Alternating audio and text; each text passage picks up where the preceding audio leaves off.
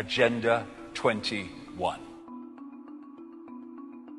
This is the agenda for the 21st century, hence its name. These are from its own documents of various kinds. Agenda 21 involves this: an end to national sovereignty, state planning and management of all land resources, ecosystems, deserts, forests, mountains, oceans and fresh water, agriculture, rural development, biotechnology, and ensuring equity, i.e. equal slavery. People told what their job will be, major restrictions on movement, creation of human settlement zones, get to them as we go along, mass resettlement of people who are forced to vacate land where they currently live, dumbing down education, mass global depopulation in pursuit of all of the above. This is a map of America as desired and projected by the Biosphere Programs and World Heritage Program.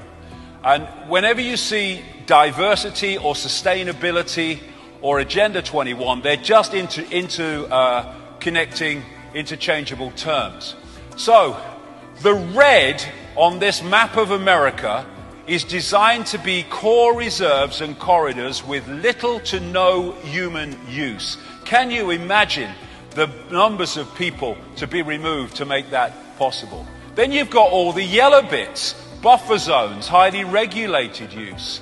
And normal use are just the green bits. Look at it across America, 300 odd million people.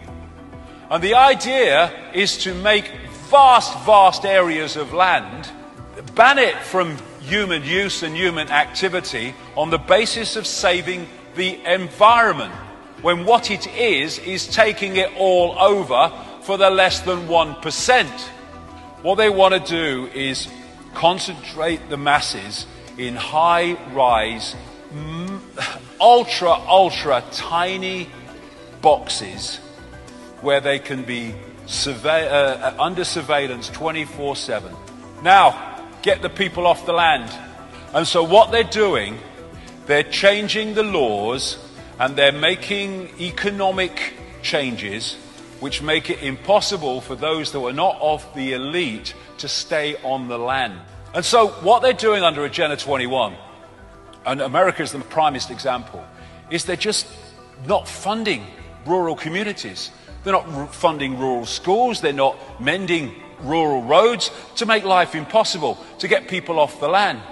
Now, this is a big area where people get scammed because they don't think that is possible, manipulating the weather to create extremes of weather to get people into situations that remove them from the land. But actually, Dr. Richard Day was actually a weather manipulator during the Second World War. People say it's not possible. Of course it's possible. It's happening. It goes way back.